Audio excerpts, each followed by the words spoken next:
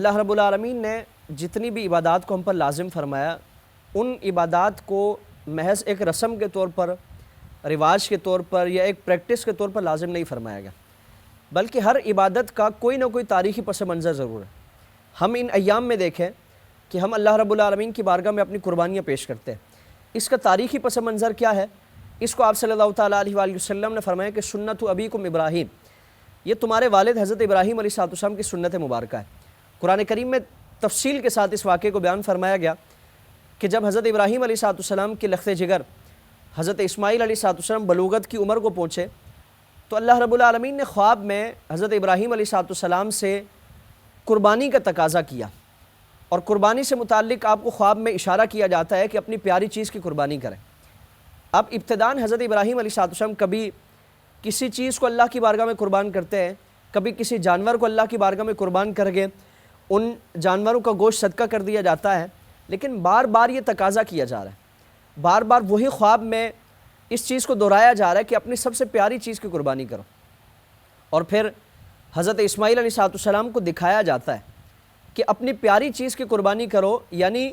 سب سے پیاری چیز تمہاری اولاد ہے، تمہارے لخت جگر ہیں، حضرت اسماعیل علیہ السلام ہیں، ان کی قربانی اللہ رب العالمین کی بارگاہ میں مطلوب ہے۔ چنانچہ حضرت ابراہیم علیہ السلام کو جب یہ یقین ہوا کہ پیاری چیز سے مراد اولاد کی قربانی ہے، چنانچہ حضرت ابراہیم علیہ السلام نے حضرت اسماعیل علیہ السلام کی والدہ سے فرمایا کہ آج ہم نے ایک دوست کی دعوت پر جانا ہے، تم اسماعیل کو تیار کرو تاکہ اس تیاری کے ساتھ، اس شان کے ساتھ وہ دوست کی دعوت کے لیے جائے۔ یعنی اللہ رب العالمین کی طرف سے ایک دعوت ہے۔ دعوت میں کیا ہوتا ہے کہ جو ہمارا میزبان ہوتا ہے اس کی طرف سے ہمیں نوازشیں، الطاف و عنایات کا سلسلہ ہوتا ہے اور انعام و اکرام کا سلسلہ ہوتا ہے۔ اس سے بڑا انعام و اکرام اور الطاف و عنایات اور نوازشوں کا سلسلہ کوئی نہیں ہے۔ جن نوازشوں اور جن الطاف و عنایات کے سلسلے کے لیے اللہ رب العالمین نے حضرت اسماعیل علیہ السلام کو چنا، یعنی یہ قربانی حضرت اسماعیل علیہ السلام کے ذریعے ایک آزمائش مطلوب ہے، ایک آزمائش مقصود ہے، ایک امتحان لینا چنانچہ حضرت اسماعیل علیہ السلام تیار کیے جاتے ہیں، حضرت ابراہیم علیہ السلام ان کو لے کر روانہ ہوتے ہیں۔ شیطان نے جب یہ دیکھا کہ باپ بیٹا اور حضرت اسماعیل علیہ السلام کی والدہ اللہ رب العالمین کی بارگاہ میں انتہائی احساسات اور جذبات کے ساتھ اور شکر گزاری کے جذبات کے ساتھ اس قربانی کے لیے تیار ہے، ابتداً حضرت اسماعیل علیہ السلام کی والدہ حضرت ہاجرہ کو بہکانے کی کوشش کی کہ تمہیں پتہ ہے کہ یہ کس لیے جا رہے ہیں، یہ کوئی دوست کی دعوت نہیں ہے، بلکہ خواب کو بنیاد بنا کر آپ کے بیٹے کی قربانی کی جائے گی۔ تو حضرت ہاجرہ نے فرمایا کہ اگر ابراہیم علیہ السلام کو خواب میں یہ حکم دیا گیا ہے تو یقیناً یہ اللہ کی طرف سے حکم ہے، اور اللہ کی طرف سے اسماعیل کی قربانی مانگی جا رہی ہے۔ ایک اسماعیل تو کیا، ہزاروں اسماعیل بھی ہوں، اللہ رب العالمین کے حکم پر سب قربان کرنے کے لیے تیار۔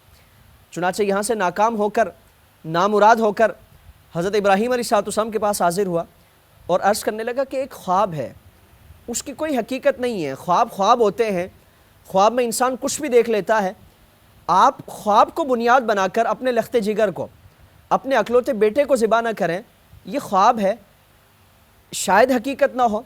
حضرت ابراہیم علیہ السلام نے اس کو وہاں سے دور بھگایا اور اس کو مارنے کے لیے وہاں کنکر پھینکے، جو آج بھی حجاج آپ کی اس سنت کو ادا کرنے کے لیے وہاں کنکر پھینکتے ہیں۔ پھر یہاں سے ناکام ہو کر، نامراد ہو کر حضرت اسماعیل علیہ السلام کی بارگاہ میں حاضر ہوا اور آپ سے بھی یہی، آپ کو بہکانے کی کوشش کی، رائے راست سے ہٹانے کی کوشش کی، یہ کہ کوئی دعوت نہیں ہے بلکہ آپ کو آج ذبح کیا جائے گا، آپ کے گلے پر چھری پھیری جائے گی۔ آپ نے فرمایا کہ اگر یہ اللہ رب العالمین کی طرف سے حکم ہے، اللہ کی مرضی ہے، تو میں ایک مرتبہ نہیں، اللہ رب العالمین 1000 مرتبہ مجھے یہ سعادت عطا فرمائے، میں بخوشی اس سعادت کے لیے قربان ہونے کے لیے تیار ہو جاؤں گا۔ چنانچہ جب اس مقام پر پہنچے، حضرت اسماعیل علیہ السلام کو قربانی کے لیے لٹایا گیا۔ حضرت ابراہیم علیہ السلام نے قربان کرنے سے پہلے حضرت اسماعیل علیہ السلام کی رضامندی اور آپ کی مرضی کو پوچھا، تاکہ قیامت تک کا آنے والا کوئی بھی شخص یہ کہہ نہ سکے، کوئی شخص یہ اعتراض نہ کر سکے کہ اس میں اسماعیل کا کیا کمال تھا، آپ کو تو بتایا ہی نہیں گیا، آپ کو تو بغیر بتائے جا کر ذبح کیا گیا۔ علامہ اقبال علیہ الرحمہ نے اسی سے متعلق فرمایا کہ یہ فیضان نظر تھا یا کہ مکتب کی کرامت تھی، سکھائے کس نے اسماعیل کو آداب فرزندی۔ چنانچہ آپ کی اجازت لی گئی اور آپ نے جب آپ سے پوچھا گیا تو تو اپنے والد گرامی کی بارگاہ میں عرض کیا کہ یا ابت افعل ما تؤمر،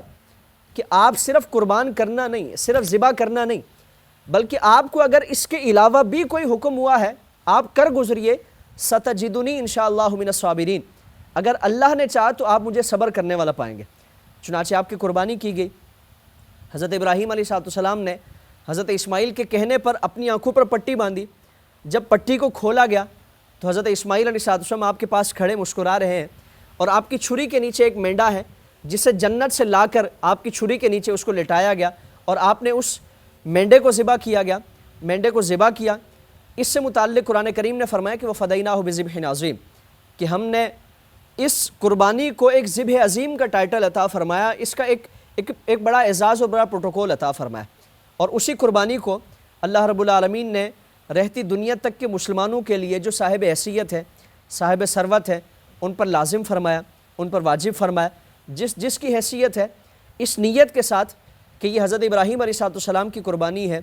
جو آج اللہ نے ہمارے لیے سنت کے طور پر رکھی ہے۔ جذبات و احساسات کیا ہوں، جسے دعا کی صورت میں ہم پڑھتے ہیں کہ ان صلاتی و نسکی و محیای و مماتی للہ رب العالمین،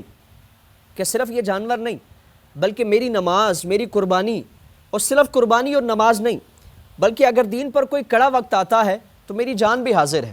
میری زندگی، میری موت، میرا جینا، میرا مرنا، میری کل کائنات اللہ رب العالمین کے لیے ہے، میں کبھی بھی اس سے پس و پیش سے کام نہیں لوں گا۔ اگر اللہ رب العالمین نے مجھے کبھی یہ سعادت اور کبھی یہ اعزاز عطا فرمایا، اللہ رب العالمین ان احساسات کے ساتھ، ان جذبات کے ساتھ ہمیں اپنی قربانیاں پیش کرنے کی اور پوری زندگی ان عبادات کے ساتھ جڑے رہنے، ان نسبتوں کے ساتھ اللہ رب العالمین جڑے رہنے کی توفیق عطا فرمائے۔ اللہ تعالیٰ عمل کی توفیق عطا فرمائے۔